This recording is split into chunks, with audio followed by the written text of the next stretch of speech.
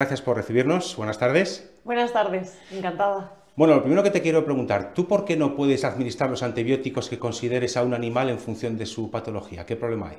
El problema es que el gobierno nos ha provisto de una lista que se divide en 4 secciones, A, B, C y D, y tenemos que poner en primer lugar, aunque sepamos que no va a funcionar, el antibiótico que nos marca el gobierno, en este caso la lista D. El problema es que los antibióticos no funcionan lo suficiente para determinadas enfermedades, que sabemos que hay resistencias, y aunque sepamos que no va a funcionar, tenemos que poner ese antibiótico en primera instancia. ¿Y qué riesgos entraña tener que actuar de esta manera para los propios animales? Tiempo de espera para el animal, puede acrecentarse la patología, puede hacerse más aguda e incluso costarle la vida, como ya ha pasado con una perrita en Galicia. Bueno, si ya de por sí es difícil el trabajo veterinario, porque tengo entendido que tenéis que tratar animales de diferentes especies, no solamente a una como los médicos de humana. Exacto. Además, vuestros pacientes nos dicen que os duele, lo que acrecienta todavía más la dificultad. Exacto. Esto, ¿qué dificultades añadidas, este protocolo de antibióticos, qué dificultades añadidas supone para vuestro trabajo, que ya de por sí tenéis bastantes? Tenemos que explicarles a los dueños que el problema está en que no podemos utilizar los antibióticos que nosotros sabemos que van a funcionar, y decirles que tenemos que hacer pruebas, como se llama, cultivo y antibiograma, para demostrar ante una inspección que tenemos un patógeno que está provocando una infección respiratoria, una infección urinaria, la que sea, y a partir de ahí sale un antibiograma que nos dice y nos demuestra el antibiótico que nosotros ya sabíamos desde el primer momento por nuestra experiencia y por nuestro bagaje profesional. Eso se incrementa en el precio, que ya de por sí hay un IVA de un 21%.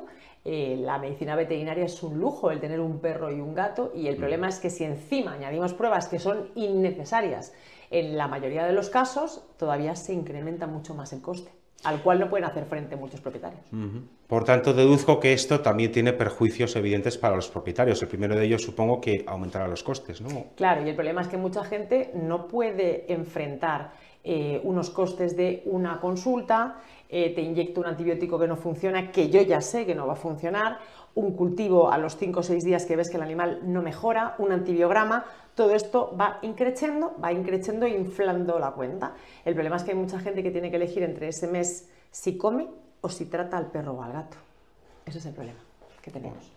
Bueno, yo supongo que esto también, no sé, no querría que pasara, lógicamente no os deseo a ti ni a ninguno de tus compañeros que os veáis en esa situación, pero hasta donde yo sé, para muchísimas personas, los animales, los gatos, los perros que tú atiendes aquí, son como su familia. Correcto.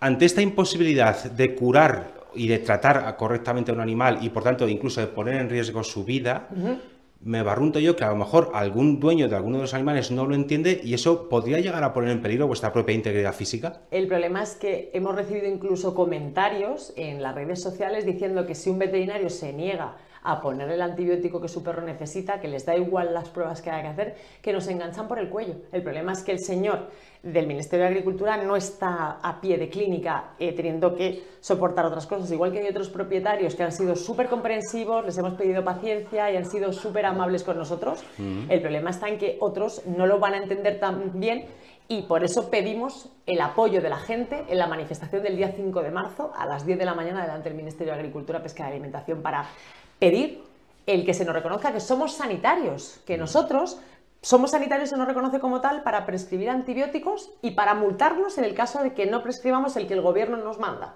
¿de acuerdo? Pero no somos sanitarios y no se nos reconoce como a los médicos. Ese es el gran problema que tenemos.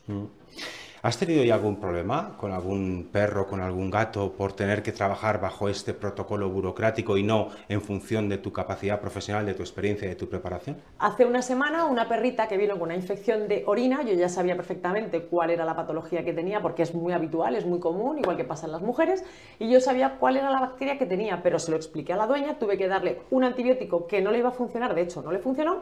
Mandamos después el cultivo, el antibiograma que tomamos previamente a la administración de ese antibiótico, y a los 6 días llegó el cultivo del antibiograma diciendo la bacteria que yo ya le había dicho. La dueña tuvo que recorrerse 5 o 6 farmacias por Alcorcón. Del paquete que le vendieron, que le costó 150 euros, unido a consulta, el antibiótico que no funciona, cultivo, antibiograma, etc., Todo eso unido, y ahora, de los 100 comprimidos que lleva la caja, la dueña ha empleado 20 comprimidos, se ha quedado con 80. ¿Eso es un uso racional de los antibióticos? ¿No sería más normal que yo pudiera dispensarle las pastillas justas y exactas que necesita para el tratamiento del animal y ya está? No que, porque esta persona es sensata, es enfermera, pero una persona que no tiene esa sensatez ve un perro con una patología parecida por el parque y dice, no te preocupes que yo tengo un antibiótico que me dio mi veterinaria y al tuyo le va a ir fantástico, y se dedica a repartir antibiótico por el parque. Eso creo que no es un buen uso de los antibióticos, al contrario.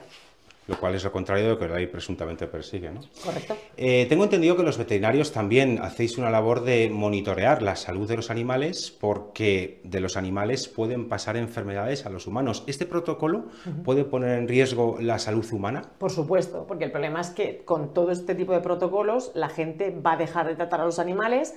Hay muchas enfermedades que se consideran zoonosis, como me decías antes, que es así, que se transmiten de los animales al hombre, y también en sentido contrario, pero es que ya existe un sistema de farmacovigilancia y realmente si cualquier profesional, cualquier facultativo veterinario se excede en determinados tratamientos antibióticos porque se ve que produce muchísima cantidad de recetas, algo está pasando cuando no es un hospital con un volumen de trabajo donde llegan infecciones realmente graves, en un consultorio, en una clínica mediana, pequeña, eso lo puede ver un sistema de farmacovigilancia, pero es que en Europa todos los veterinarios tienen el respaldo del gobierno para poder prescribir y dispensar los tratamientos completos para los animales, y además los únicos que están a la cola son Italia, que ya está cambiando eso, y en España, que lo que pretendemos es que se cambie el Real Decreto 1 de 2015, donde nos permitan dispensar. Nosotros no queremos competir con las farmacéuticas, queremos el que sea una dispensación normal y racional. Si son 7 días,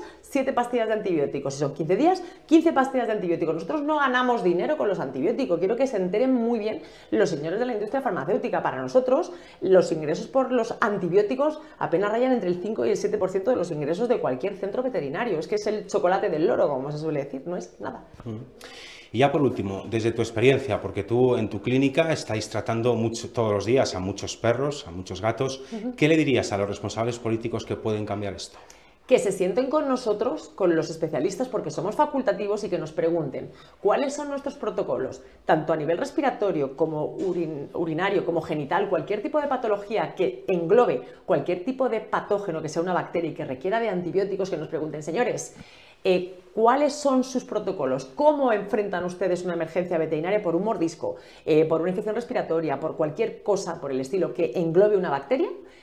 Cuéntenos cuáles son. Han cogido el protocolo que tienen en granjas y lo han extrapolado a perros y gatos, que no tienen nada que ver, porque aquí no nos comemos a los perros y a los gatos, es absurdo. Entonces, no se han sentado, sino que han legislado desde un despacho sin haber visto en ningún momento cómo trabajamos nosotros. Nosotros de primeras no mandamos un antibiótico, damos tiempo a que el organismo trabaje con su sistema inmunitario frente a una infección, pero si tienes un perro con una infección de oídos, una infección respiratoria, una infección urogenital, tienes que ponerle antibiótico, pero no puedes estar jugando, entre comillas, con los dueños, haciéndoles que les pongas a su animal el fármaco que funciona, le cobres una prueba que es innecesaria porque en el 90% de los casos ya sabemos cuál es el patógeno, y después cobrar el antibiótico que sí que funciona. Por favor, un poco de seriedad. Pedimos que se nos deje trabajar y no se nos pongan trabas y se nos amenace con multas entre los 2.000 y el 1.200.000 euros. Ese es el problema que tenemos. Pues veremos a ver en qué queda todo esto.